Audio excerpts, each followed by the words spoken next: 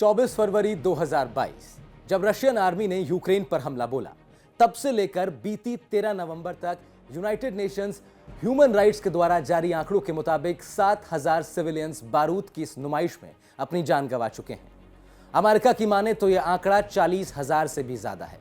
इतने बड़े human genocide के बाद भी इस भीषण जंग पर युद्ध विराम का कोई संकेत मिलता नहीं दिखता।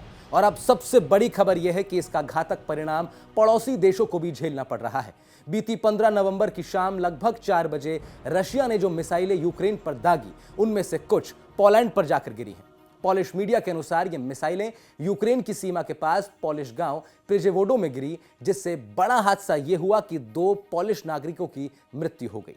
यह मिसाइल हमला उस समय हुआ जब मॉस्को ने यूक्रेन के सबसे पश्चिमी शहर लवीव पर बैराज मिसाइल लॉन्च की। अब ये मिसाइलें पोलैंड की सीमा पर जानबूझकर दागी गईं या ये मिसगाइडेड थीं, इसको लेकर अभी कोई स्पष्टीकरण नहीं आया है, लेकिन रूस के रक्षा मंत्रालय ने इस पूरी खबर को ही गलत करार दे दिया है।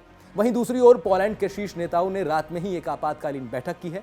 यहां यह जानना आपके लिए बेहद जरूरी है कि पोलैंड एक नाटो देश है। नाटो यानी नॉर्थ अटलांटिक ट्रीटी ऑर्गेनाइजेशन, जिसमें अमेरिका और बहुत से यूरोपियन देश भी आते हैं। इस ग्रुप में United states, Britain, Germany, France इस ग्रुप के मजबूत पैरोकार हैं। अब आपको बताते हैं कि अंतर्राष्ट्रीय स्तर पर हलचल मचा देने वाली इस घटना के बाद बीती रात से लेकर अब तक क्या कुछ हुआ है।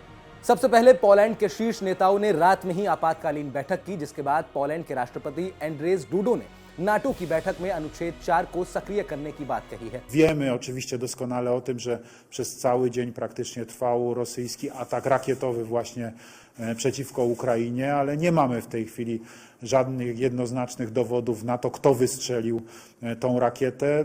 Prowadzone są czynności śledcze. Śledczy, wierzę w to głęboko, tą kwestię wyjaśnią.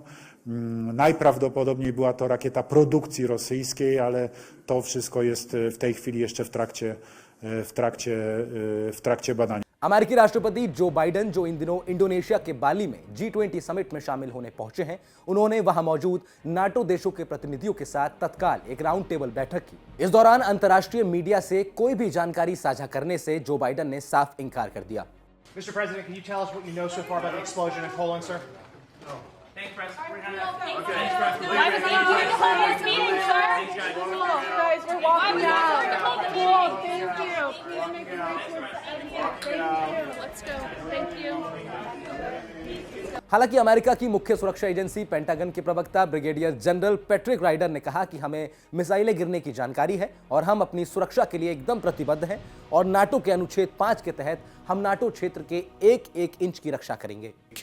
The safety and security of our troops, no matter where they're serving, very seriously, and so we're very confident in any force protection measures that we take, whether it be Poland or elsewhere.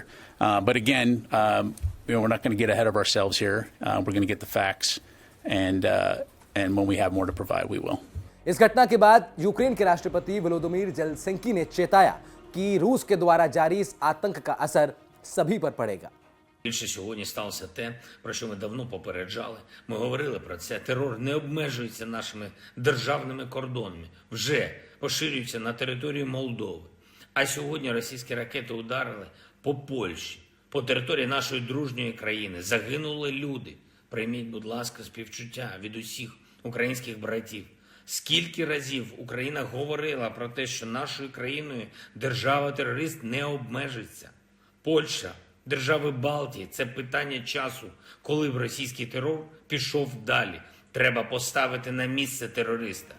इस पूरे video को अगर आपने ध्यान से सुना समझा होगा तो नाटो के अनुच्छेद 4 और 5 का जिक्र मैंने किया, तो इसके बारे में आपकी जिज्ञासा जागी होगी। अंत में इसी के बारे में आपको बताकर वीडियो को समाप्त करते हैं। नाटो का अनुच्छेद 4 कहता है कि अगर किसी मेंबर देश को अपनी सुरक्षा से जुड़ी कोई बात रखनी है, कोई कंसर्न रखना है, तो वो सभी देशों की बैठक बुला सकता है। नाटो के इतिहास में इस अनुच्छेद का इस्तेमाल अब तक 7 बार किया जा चुका है। नाटो के अनुच्छेद 5 के तहत किसी भी नाटो देश पर हमला पूरे नाटो समूह पर हमला माना जाएगा। नाटो के इतिहास में इस अनुच्छेद का इस्तेमाल केवल एक ही बार हुआ है। अमेरिका पर हुए 9/11 हमले के बाद सभी नाटो देशों ने अल-कायदा के खिलाफ जंग छेड़ दी थी। यूक्रेन नाटो देशों के समूह का हिस्सा नहीं है, इसीलिए रूस यूक्रेन जंग में अनुच्छेद 5 का इस्तेमाल नहीं हो सकता। अंत में आपको केवल ये याद दिला दें कि भारत शुरुआत से ही रूस यूक्रेन जंग का विरोध करता रहा है। ये जानकारी आपके लिए लेकर आया था न्यूज़ तक। मैं था आपके साथ राहुल भारद्वाज, बहुत बहुत शुक्रिया।